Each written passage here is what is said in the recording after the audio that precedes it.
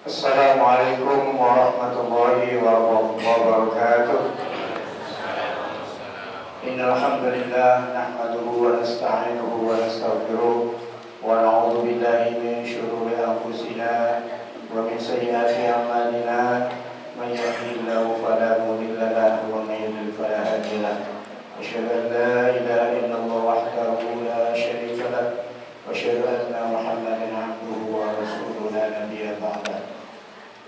Allahumma salli wa sallim wa barik ala sayyidina Muhammadin wa ala alihi wa sahbihi ajma'in, amma ba'd.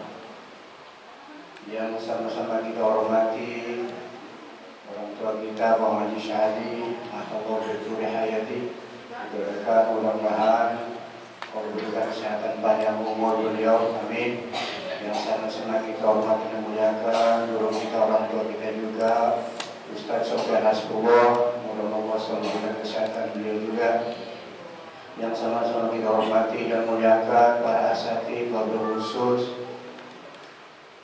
Haji Namen, para orang tua kita, Ustaz Amir Lubis, dan para asatidz yang lain, juga para jamaah ibu-ibu yang dimuliakan Allah Subhanahu wa Ta'ala. Puji syukur mari kita sama-sama panjatkan kepada Allah Subhanahu wa Ta'ala atas nikmat dan rahmat-Nya lah pagi hari ini kita bisa bersama-sama berkumpul itu melakukan khotbah salat subuh jamaah dan dilanjut dengan ta'lim subuh. Salawat serta salam semoga tetap tercurah limpah kepada tujuan alam, yaitu baginda Nabi besar kita Muhammad sallallahu alaihi wasallam.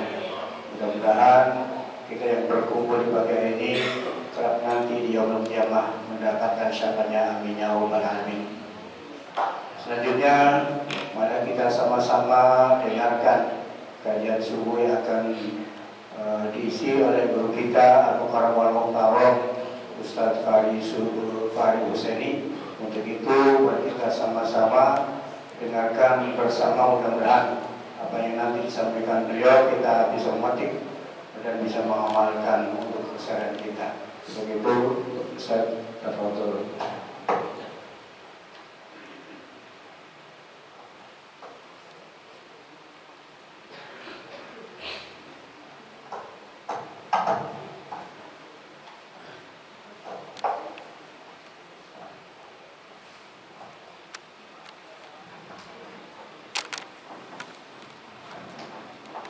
Assalamualaikum warahmatullahi wabarakatuh. Alhamdulillah, alhamdulillah ala ni'amihi al-mutawatirah wa minanihi al-ghamirah wa ayatihi al-mutakathirah. Wassalatu wassalamu ala sayyidina Muhammadin sayyidi ahli dunya wal akhirah wa ala alihi wa sahbihi wa man tabi'ahum bi ihsani ila yaumil akhirah, amma ba'd. Subhanaka la ilma lana illa ma 'allamtana innaka antal alimul hakim. Rabbi shrah li sadri wa yassir li amri wahlul 'uqdatam min lisani yafqahu qawli. Qala Allah ta'ala fi kitabihil karim, a'udzu billahi minasy syaithanir rajim. Bismillahirrahmanirrahim. Yarfa'illahu alladhina amanu minkum walladhina utul ilma darajat. Wa qala an-nabiy sallallahu alaihi wasallam, man yuridillahu bihi khairan yufaqihuhu fid-din. Shadaqallah wa shadaqa Rasulullah sallallahu alaihi wasallam. Hadratul ulama wa masyayikhil a'izza wal ajilla, yang kami muliakan segenap para asatidz, para guru, para tokoh masyarakat, para orang tua, bapak-bapak, ibu-ibu yang dimuliakan Allah Subhanahu wa Ta'ala.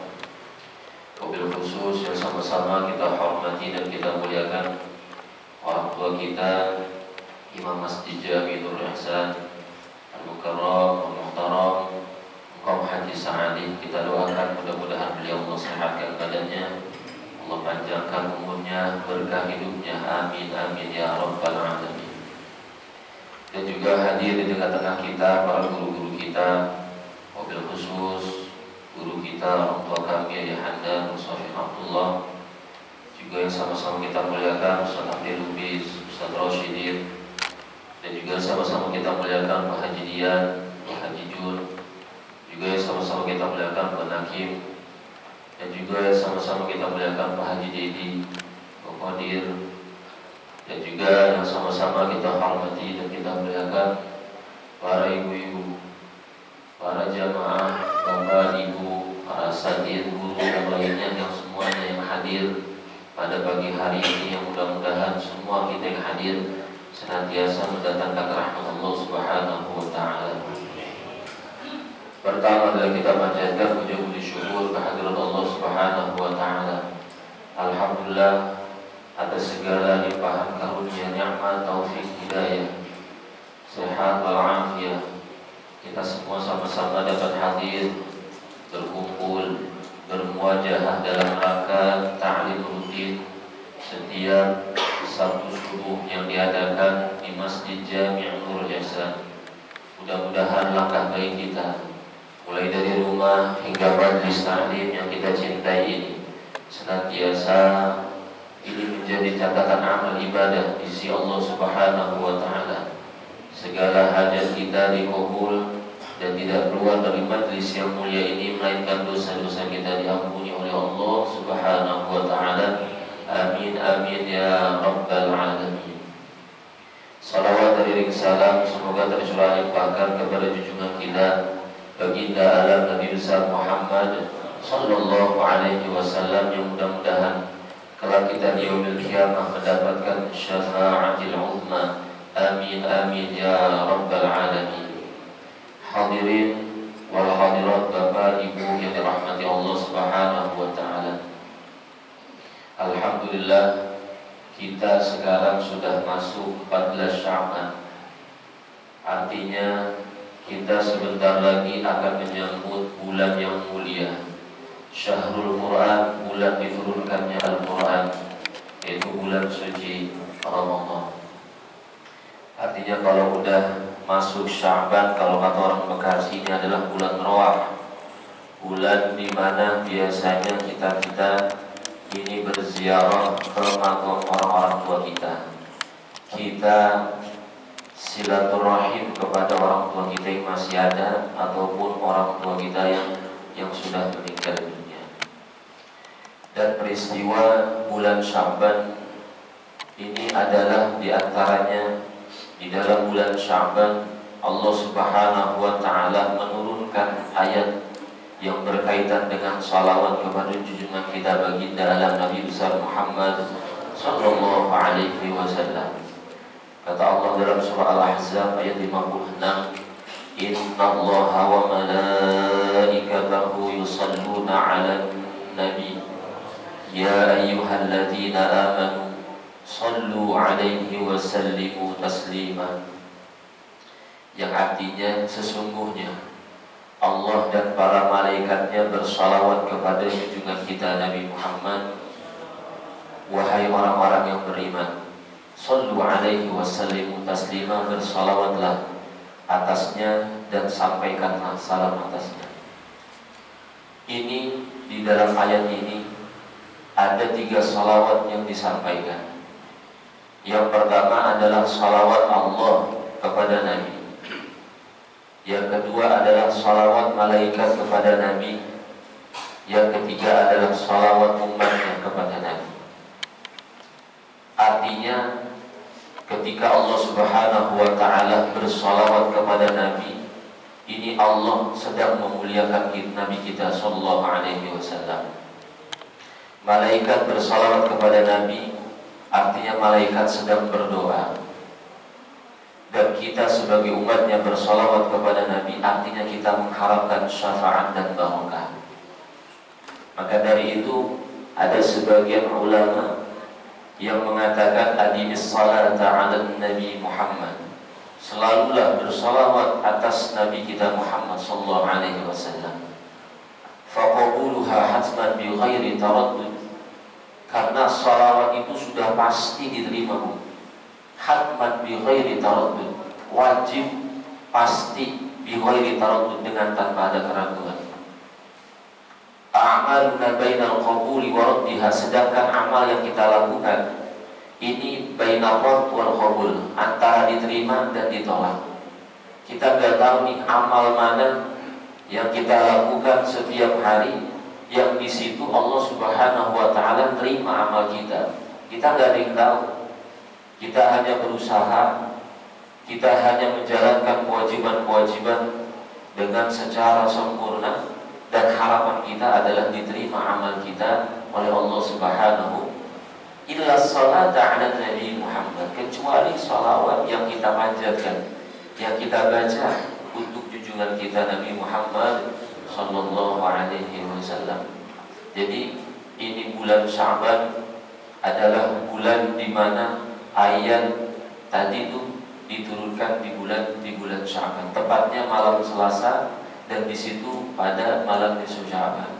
Yang sebentar lagi kita akan melaksanakan nisfu Sya'ban, yang kata Rasulullah sallallahu alaihi wasallam, Allah akan membuka lebar-lebar rahmatnya. Allah akan membuka ampunan-ampunannya kepada seluruh hambanya, kecuali dua, illa li musyrik atau musyahid, kecuali orang yang musyrik kepada Allah dan orang yang masih punya sifat dengki, masih musuh-musuhan sama saudaranya.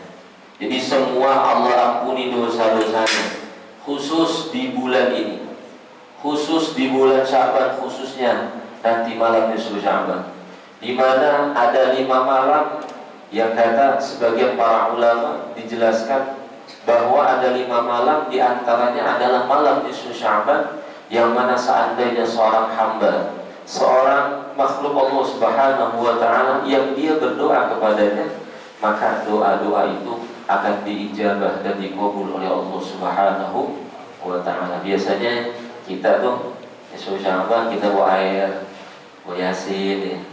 Kita baca, kita minta niat dipanjangkan umurnya, terus kita minta niat biar diberikan sehat afiat, dan juga kita minta sama Allah biar ditetapkan ahlan wa sahlan, selamat datang pada jamaah musalatul iman.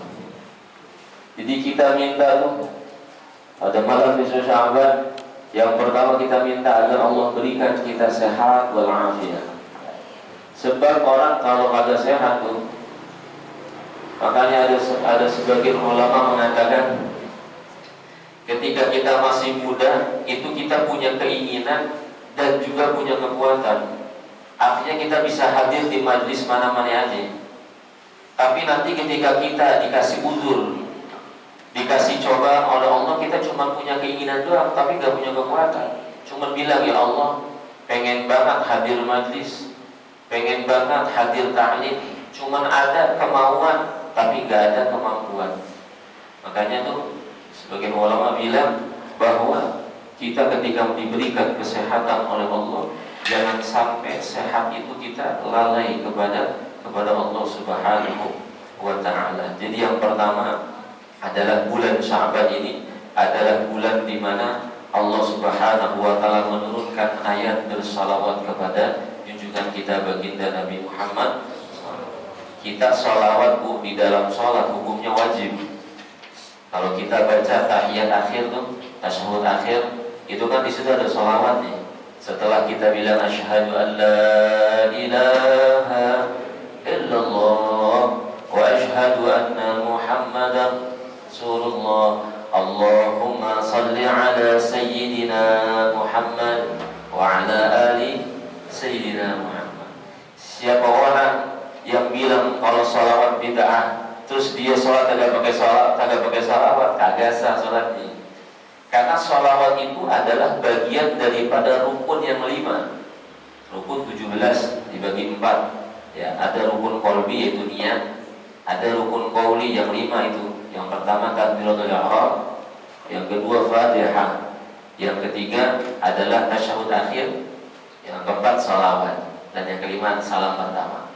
Jadi sholawat yang kita baca di luar sholat itu sangat dianjurkan, tapi di dalam sholat justru jadi wajib.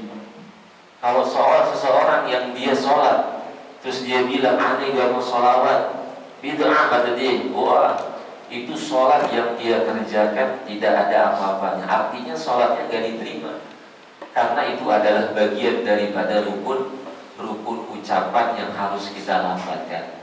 Jadi salawat yang kita baca, baik itu di luar sholat ataupun di dalam sholat, hakikatnya itu salawat nanti keberkahannya kembali kepada diri kita masing-masing semuanya. Mudah-mudahan kita yang hadir di sini senantiasa mendapatkan keberkahan dari Allah Subhanahu wa taala. Ada kisah. Jadi kita tahu Imam Ahmad bin Hanbal. Jadi Ahmad bin Hanbal ini adalah mazhabul arba'ah yang 4. Jadi di dalam mazhab itu ada 4. Yang pertama adalah Abu Hanifah. Ini mazhab tertua nih. Nah, beliau punya murid namanya Al-Imam Malik.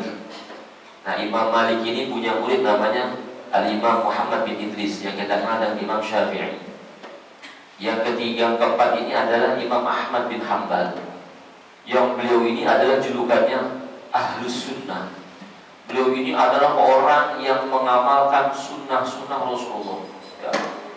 Itu semua dari sunnah yang kecil, mulai potong kuku, ya kan, mulai sunnah-sunnah sholat, qobliyah, ba'diyah, sunnah-sunnah pakai sendal, masuk masjid kaki kanan, keluar kaki kiri. Itu beliau ada udah pakarnya, udah dalam urusan itu. Jadi kita melihat beliau ini, sosok beliau, nggak usah beliau ngomong menerangkan tentang ilmu, kita melihat sosok beliau aja, wah Allah, ini ahlu sunnah beliau ini.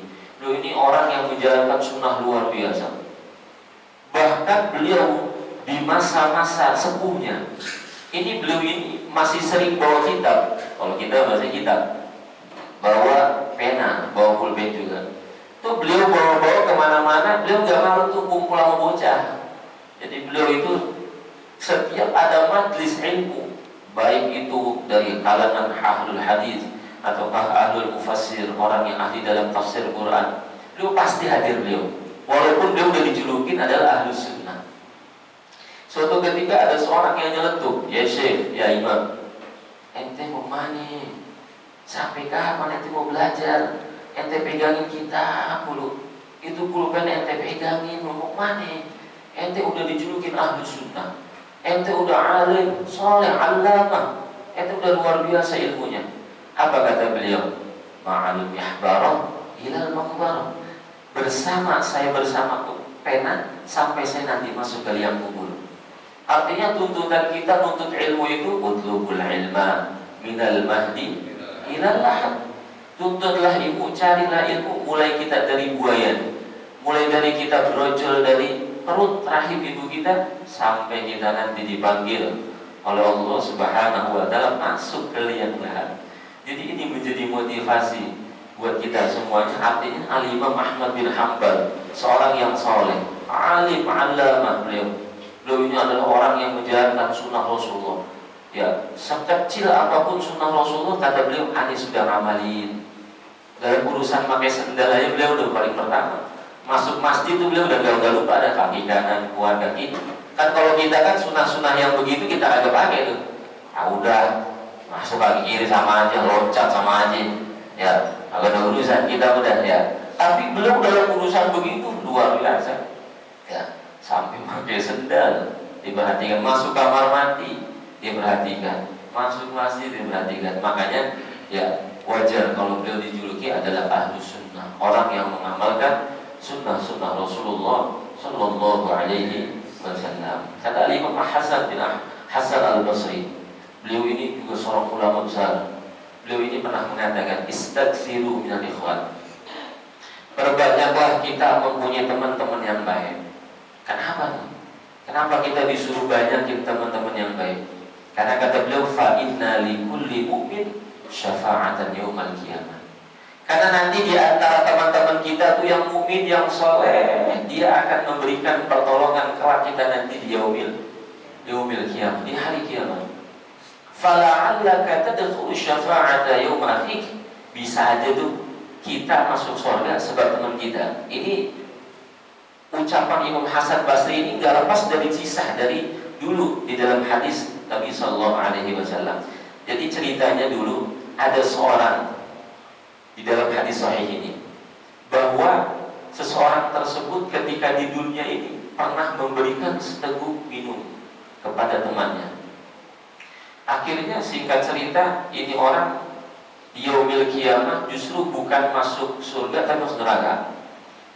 Akhirnya dia bilang kepada sahibnya yang dia kasih air minum tuh, dia bilang, wahai fulan, ente kenal ane gak? Kata dia, siapa ente? Ane gak kenal. Terus kata dia, ente ingat gak dulu yang ketika di dunia ane pernah ngasih seteguk air minum ke buat ente? Dia ingat-ingat, oh iya, ane ingat. Dulu ente yang pernah ngasih minum tuh yang air mineral ya? Oh iya benar. Contoh nih Bu ya, minum air nih mah. Air mineral luar biasa nih Pak kami, mudah-mudahan masuk surga nih. Akhirnya itu dia ingat-ingat, terus dia bilang kepada temannya yang dia pernah mengasih air tersebut. Kata dia, ane nasibnya sekarang ada di neraka. Ane pernah berbuat maksiat dulu di dunia sehingga ane gak selamat di akhirat. Kata dia begini, memberikanlah syafaat, mintalah syafaat kepada Allah untuk ane. Akhirnya dia mengangkat kedua tangannya, dia mohon kepada Allah Subhanahu wa taala, ya Allah, fulan bin fulan yang dulu pernah memberikan air, seteguk air kepada Al-Fakir, kepada saya, Allah, selamatkanlah dia dari api neraka, masukkanlah dia ke dalam surganya Allah Subhanahu wa ta'ala. Akhirnya tuh dengan wasilah temannya Bu, wasilah dengan temannya Pak, itu yang tadinya dia masuk neraka tuh karena dia punya kebaikan-kebaikan yang dia tanam di dunia tuh, memberikan seteguk air. Akhirnya dia diberikan syafaat oleh Allah, ya ditolong ya, dia masuk ke dalam surganya Allah Subhanahu wa ta'ala. Jadi kebaikan-kebaikan ya, man zara'a khairan ya hasada ghibtatan. Siapa orang yang nanam kebaikan di dunia, udah pasti hasilnya akan kebahagiaan. Tapi kebalikannya, siapa orang yang nanam keburukan, ya sebelum dia meninggal udah dapat balanya dari Allah. Na'udzubillahi min dzalik. Jadi itu cerita bahwa ada di dalam hadis sahih dari Rasulullah sallallahu alaihi wasallam. Kata Imam Ali, ini beliau pernah nyampaikan, apa sih orang baik? Kata beliau. Ditanya beliau, ya Imam, siapa sih orang baik? Kata beliau, orang baik adalah orang yang kakinya ini ringan, kakinya mudah untuk melangkah ke majlis-majlis yang baik.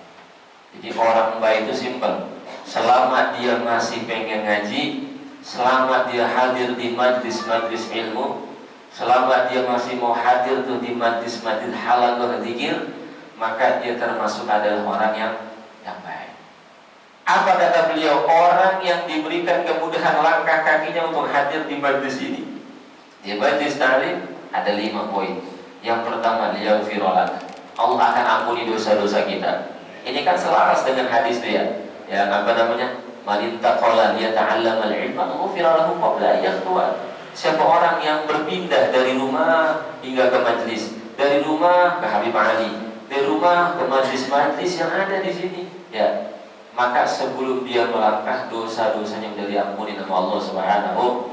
Enak banget majlis ilmu ya. Makanya dulu sahabat Abu Hurairah yang bernama Abdurrahman bin Sakhar, ini sahabat yang banyak mengeluarkan hadis Pak. Makanya beliau ini tinggalnya di Masjid Nabi, Masjid Nabawi. Ini beliau sering sama Nabi. Itu beliau melihat ketika masuk di suatu Masjid Nabi, beliau lihat, lah ini ada 2 perkumpulan. Yang pertama perkumpulan halaqah dzikir, yang kedua adalah perkumpulan halaqah ilmu. Kita kalau umroh ya, kita kalau haji itu kan bisa di Madinah banyak orang-orang yang pada nyender tuh ya. Pada ada 8 orang, ya, itu pada ngaji tuh. Ya sama syekh siapa, sama ulama siapa, ya. Itu biasanya tuh disender, mudah-mudahan kita semua bisa umroh ya Pak ya. Amin. Itu jadi di Masjid Nabi itu ngajinya itu di tiang-tiang tuh. Kalau kita masuk tuh Masjid Nabawi, Masjidil Haram tuh, kalau kita baca Allahumma salam hingga salam, itu banyak itu orang-orang yang pada ngaji di situ. Nah di zaman sahabat Abu Hurairah yang bernama Abdurrahman bin Sakhar, itu beliau melihat ada 2 majlis. Yang pertama majlis zikir, yang kedua adalah majlis ilmu. Dia lihat lah, kok ini orang yang minat dikit banget, pada kemana nih? Beda sama Masjidul Ihsan banyak, ya sampai full begini ya. Ini kita kalau ngaji subuh, besok ahad subuh tuh di Nurul Hikmah, jauh-jauh, jarang-jarang ahad tuh aki-aki, nenek-nenek jauh dah. Kalau ini luar biasa sampai keliling ini, ya Allah, luar biasa. Akhirnya beliau ini punya strategi.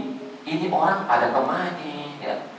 Orang waktunya ngaji, waktunya zikir beragak ada di masjid Nabi. Akhirnya beliau melihat tuh di asuk di pasar. Ternyata orang semua pada kumpul di pasar. Emang pasar tempat orang kumpul, tempat orang belanja, ya kan? Orang beli daging, orang beli ikan, banyak di pasar mah, apalagi di mall, ya Bu ya. Udah banyak banget tuh ya. Akhirnya beliau sampaikan khutbah ketika orang-orang pada bertransaksi itu, pada muamalah beliau bilang, wahai manusia, ya, pada hari ini Rasulullah sedang membagikan warisan-warisannya. Ente ke Masjid Nabawi, Rasulullah sedang bagian warisan-warisannya. Itu semua orang yang lagi belanja, lagi kembali yang ditinggal semuanya deh. Ya, kalau beli ikan ditinggal, beli daging ditinggal, beli ontak ditinggal, itu semuanya.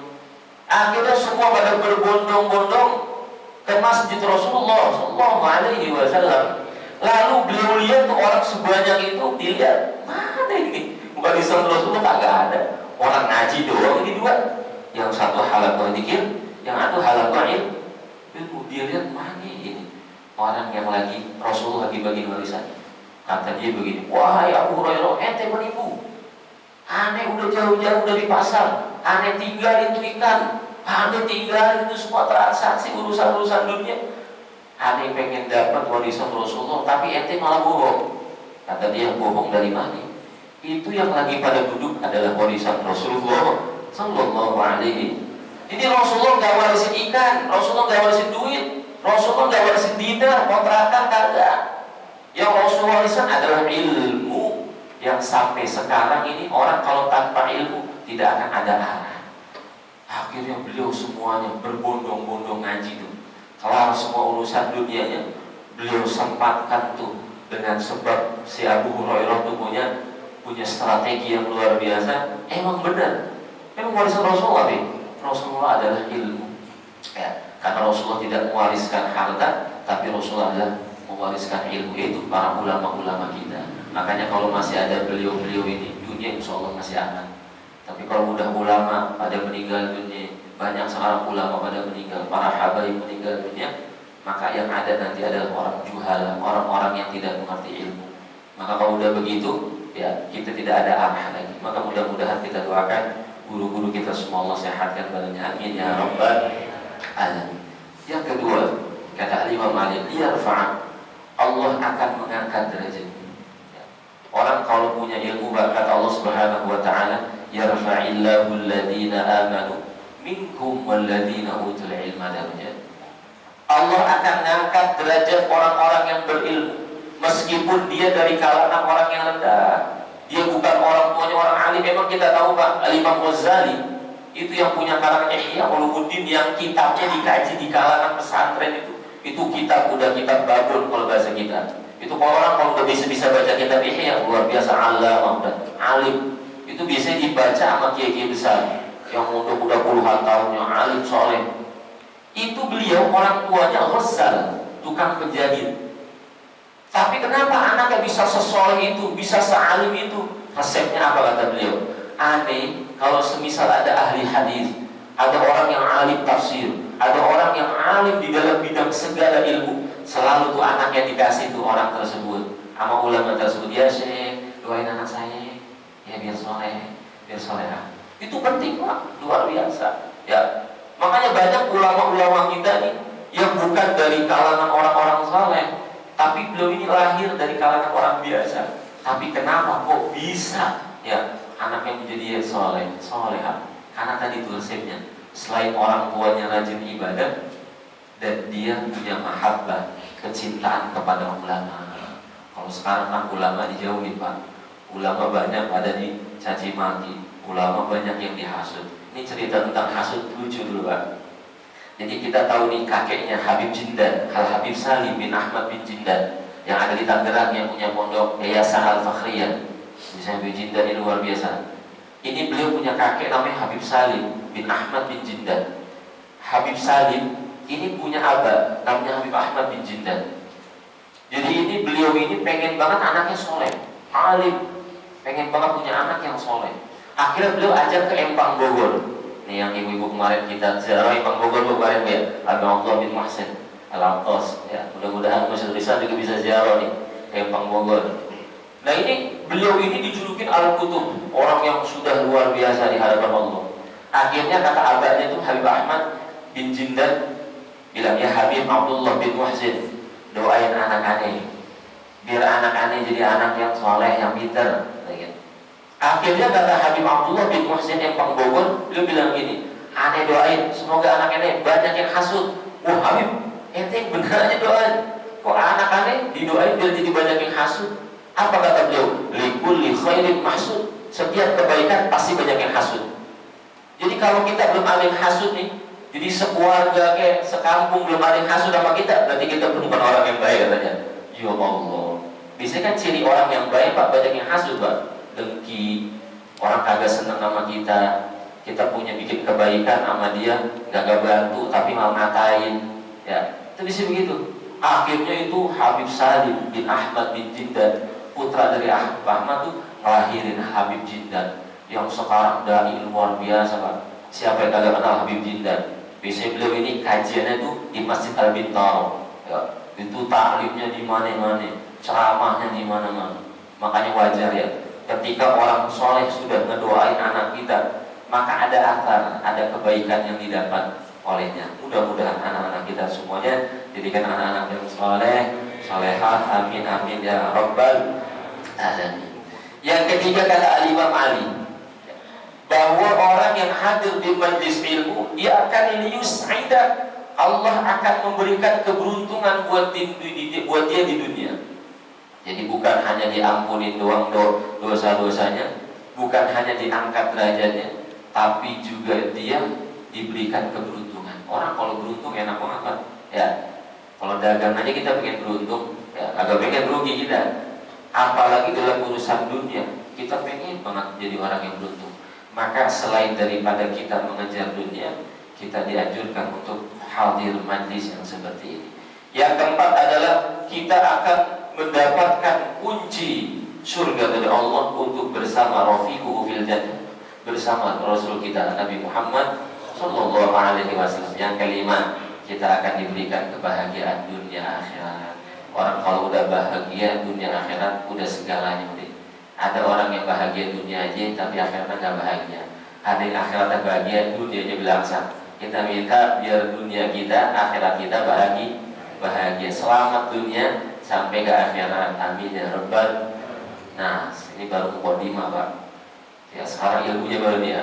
Nah, jadi kata Al-Imam An-Nawawi, beliau ini punya karangan banyak. Ya, ada 114 karangan beliau kalau nggak salah.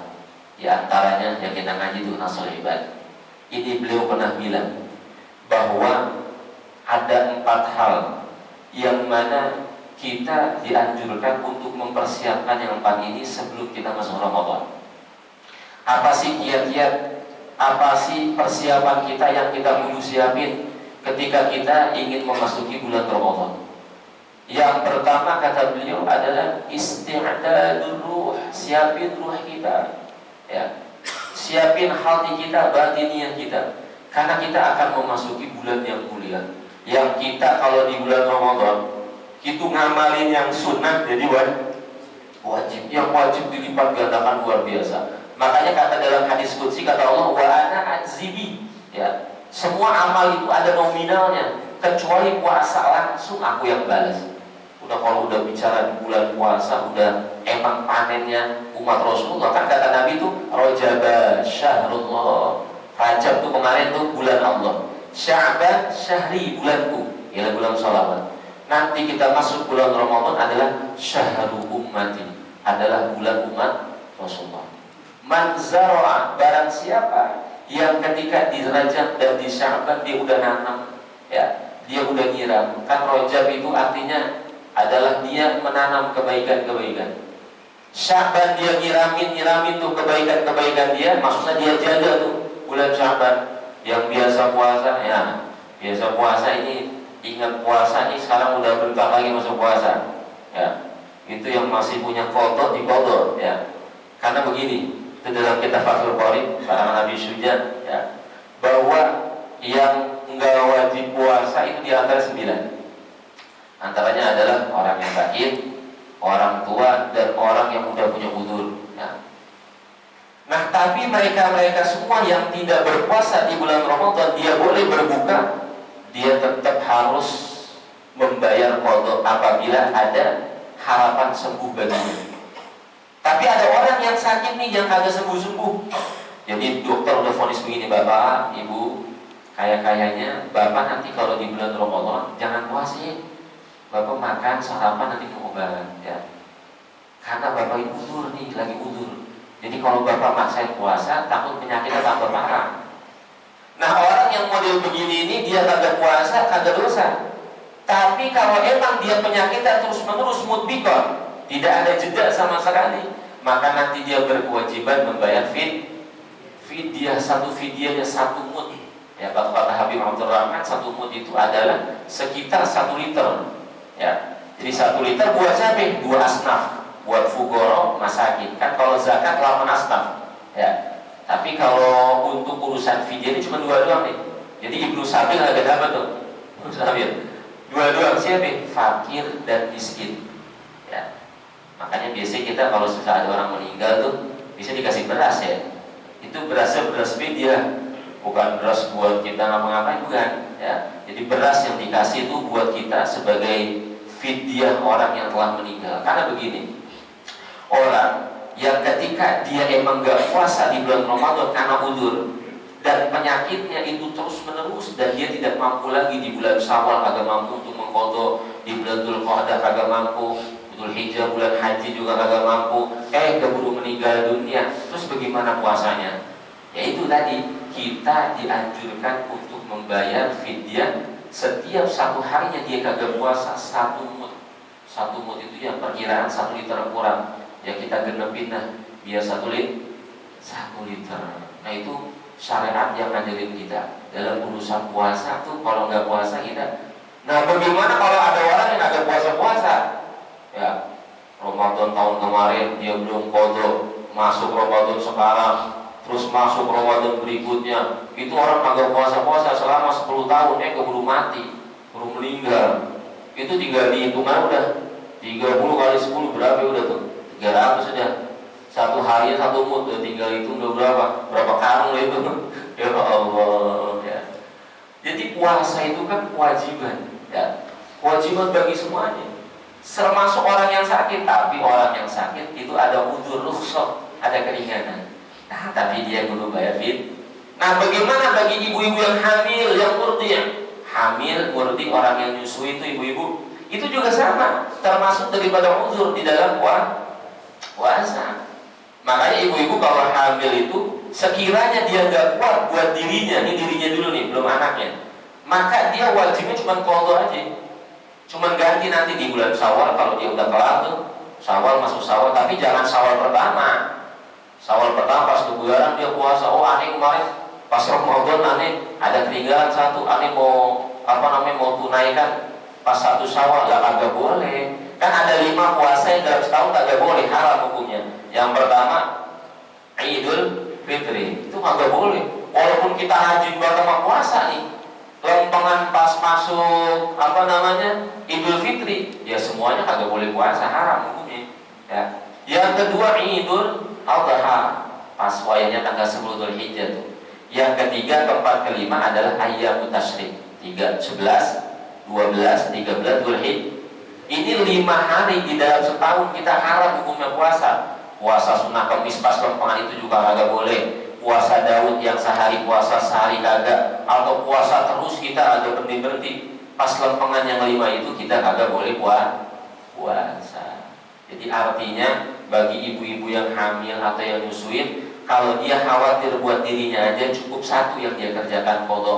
Tapi bagaimana kalau semisal dia khawatir buat dua-duanya? Dia khawatir karena takut lemes, dia khawatir karena anaknya takut keguguran, takut anaknya bagaimana, maka selain daripada qadha, dia wajib membayar atau kafar 1 mud. Sama tuh kayak tadi orang yang sakit tuh, yang kagak sembuh-sembuh, sama kayak orang tua yang udah pikun, yang udah kagak sadar, tapi dia masih sehat, masih dalam hati, masih menemui bulan Ramadan, maka nanti dia membayar satu. Itu dalam urusan yang pertama isti'dadul ruh. Yang kedua isti'dadul ilm. Apa yang kita siapin buat masuk Ramadan adalah mempersiapkan ilmu Ramadan. Rukun-rukun Ramadan, rukun puasa yang ada dua tuh, niat sama menahan dari haus dan ini niat ini dulu ada cerita begini. Nenek, kata Pak Ibu, kata Buya Yahya nih. Ini nenek mal Syaban itu diajarin tentang niat ya. Nanti puasa Ramadan. Niatnya begini, nawaitu summa mudin an ada ifar di syahri Ramadan hadisan nanti illahi ta'ala. Itu neneknya kepikiran, ini niat panjang amat ya. Gua aja kadang ngomong belibet-belibet ini disuruh niat panjang banget. Kira-kira gua bisa apa kagak ya? Mana kata ustadznya kalau niatnya kagak sempurna nanti kagak sah. Akhirnya nenek siang-siang makan tuh dia tuh. Siang-siang makan ditanya sama anaknya, "Nek, ngapa kagak puasa?" Kata neneknya, "Iya gua kagak bisa niat," katanya. "Ustadz kemarin nerangin niat panjang banget. Kagak dikasih keringanan kali gitu niat. Saja gua niat puasa Ramadan besok." Kagak. Dia bilang harus pakai bahasa Arab yang panjang. Ini Ustadz emang gua ngata Ustadz kali ya, ngajarin terlalu kenceng banget. Jadi dalam urusan niat jangan sampai begitu. Kalau dia kagak bisa, akhirnya tuh nenek-nenek kagak puasa akhirnya gara-gara urusan niat. Dia kalau disuruh nahan kuat nenek. Cuman karena itu tadi si Ustadznya yang ngajarin niat disuruh rapi dari nawa itu sampai lillahi ta'ala lagi kepanjangan. Habis nawa itu sombong, apa ini bingung. Nah makanya dalam urusannya tuh dalam sholat aja ada 3 Pak. Kita kalau buka kitab Safinah karangan Syekh Salim bin Sumer Hadrami itu niat 3. Ada niat urusan sholat fardu, ada niat urusan sholat sunnah qobliyah ba'diyah, ada niat dalam urusan sunnah mutlak yang kagak ada. Nah sholatnya kapan aja itu. Nah dalam sholat wajib aja tuh niat ada 3. Yang pertama qasdu fi'li usolli.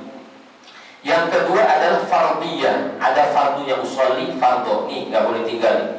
Yang ketiga adalah ta'yin, nentuin sholat kita, zuhur ke asar apa maghrib, isya apa subuh, kita tentuin tuh sholatnya.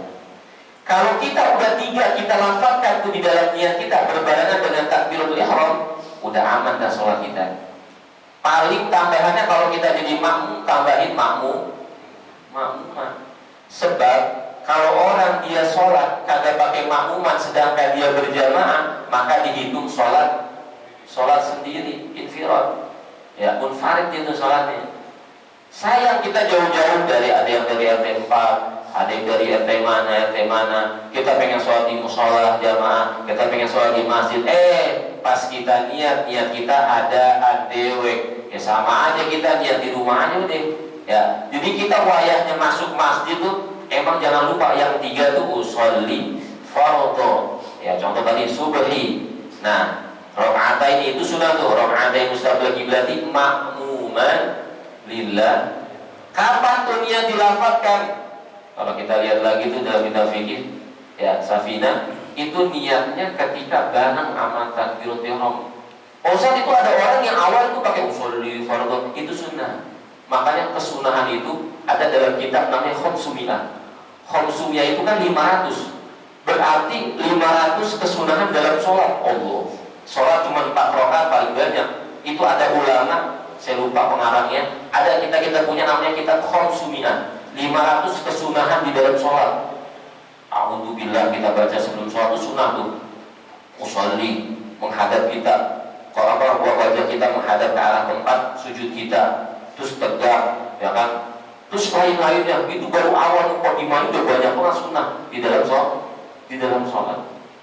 Jadi ketika kita ingin melaksanakan sholat yang namanya jamaah, maka jangan lupa niat makmuman lillah. Karena kadang orang bilang begini, ya niat mah kagak usah dilafadzkan, langsung aja kita niat. Terus kita kagak usah, yang penting Allah tahu kalau kita niatnya sholat maghrib, memang kita lagi sholat maghrib. Akhirnya sekarang pertanyaannya begini, kalau emang kita kagak usah melafadzkan niatnya dan kita nggak nentuin sholatnya, sekarang bedanya apa sholat qobliyah subuh sama subuh? Kan sama-sama 2 rakaat. Apa yang bedain? Niat, ya kan? Qobliyah subuh 2 rakaat, subuh 2. Yang bedain niat. Lah kalau kita bilang malaikat udah tahu kan ya, saya niatnya qobliyah, lah kagak begitu. Subuh begitu, jangan begitu. Jadi niat itulah yang menentukan di dalam sholat ini. Innamal a'malu binniyat wa innamal likulli imri'in ma nawa. Ya, sesungguhnya diterimanya amal kita ini tergantung dengan niat kita. Satu lagi nih urusan jamaah, koreksi sedikit ya. Jadi kalau soft masih kosong tuh, ya kita ngaji emang biasanya fikih emang kita ngajinya. Itu kalau soft masih kosong, barisan yang kosong, itu jangan bikin soft baru. Ya, karena kalau kita bikin soft baru, kita nggak dapat fadilah jamaah yang 27. Kan orang sendiri dapat 1 fadilahnya, tapi orang yang jamaah dapat 27 derajat. Dia masih ada 2 atau 3 yang kosong, udah bikin soft baru, berarti kan kosong. Ya, padahal Nabi suruh apa? Aqimu sufufakum wa tarusu, lurus dan rapatkan barisan. Oh aneh, saya timin sama dia, kamu deket dia. Lah kan udah sama-sama semuanya deh. Dekat sama kayak ya. Kita sholat soft yang kosong itu sebisa mungkin untuk mendapatkan fadilah jamaah, kita untuk isi. Yang ketiga, isti'dadul mal, siapin harta kita. Orang tahu ilmunya tapi kagak punya duit di bulan Ramadan, enak gak Bu? Agak enak Bu, yang nongkrongan malah. Ya, kita jago banget, ilmunya udah tahu dan kita udah ngaji. Rukun shaum udah tahu, yang membatalkan puasa udah tahu, yang gak wajib puasa tahu, kesunah-sunahan puasa udah tahu semua kita. Tapi kagak punya duit, kagak enak juga. Ya, puyeng ya, orang-orang ngabuburit pada beli, kita memutar ya udah muter. Jadi emang kalau kata ulama tuh 11 bulan kita dianjurkan untuk kerja, nyari duit lah. Kita sisi itu 2.000, 4.000, 5.000. Biasanya kalau orang tua dulu apik ya. Ada tuh sebagian orang tua kalau kita ngaji Rabu itu dia bilang ini amal buat puasa, ini amal pengen umroh, tahu kumpulan amal poin tulis saya dia ditaruh kalau dia butuh diambil lagi kagak kelakuan dirinya. Jadi orang ilmunya tahu tapi dia kagak punya duit, puyeng juga. Nah yang keempat adalah isti'dadul amal, siapin amal kita, program dah amal kita dari sekarang. Kita mau khatam berapa kali, kita mau takjil, kasih takjil ke berapa orang, itu kita program dari sekarang. Yang mudah-mudahan tuh ya ilmu-ilmu kita yang sudah kita dapat berkaitan dengan ilmu puasa, ilmu-ilmu yang lain kita terapkan tuh di bulan Ramadan. Punya duit juga, tahu ilmu, jangan cuma tahu ilmu tapi kagak punya duit. Yang mudah-mudahan diberikan rezeki oleh Allah Subhanahu wa taala. Mudah-mudahan perkumpulan kita ini bukan perkumpulan terakhir, tapi perkumpulan yang membawa berkah untuk kita semuanya. Sebelum saya tutup, saya mengundang Bu. Ya, nanti malam saya punya acara Isra Mi'raj sekaligus haflah anak-anak pada tampil, haflah akhir usana. Jadi tahun-tahun lalu kan saya buat 2 maulid sama Isra Mi'raj, sekarang 1 dan emang kalau ada orang nanya, Pak Ustaz kok tuh berdekatan pada masjid? Bukan berdekatan. Saya ngundang guru-guru itu udah 4 bulan, 3 bulan yang lalu. Jadi guru-guru bisanya tanggal segitu. Jadi mohon maaf kalau emang berdekatan terus ngecerek anak-anak pada kadang ganggu waktu istirahat bapak-bapak, ibu-ibu, mohon dibukakan pintu maaf sebesar-besarnya. Kalau ada waktu saya pribadi undang pada jamaah, khususnya jamaah taklim Sabtu subuh, kalau ada waktu mudah-mudahan bisa menghadirinya.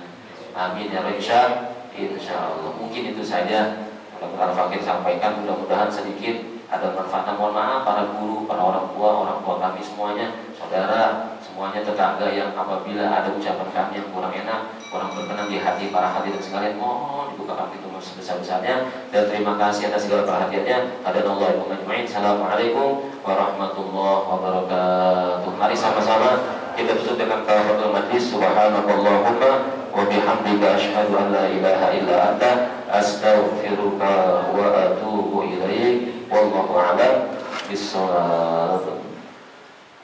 Alhamdulillahirrahmanirrahim. Yang tadi kajian subuh yang dibawakan oleh Ustaz kita, mudah-mudahan apa yang disampaikan beliau kita bisa memetiknya dan bisa mengamalkan dalam kehidupan sehari. Untuk itu kami mengucapkan terima kasih atas kehadiran Bapak Ibu sekalian. Dan saya akhiri, wassalamualaikum warahmatullahi wabarakatuh.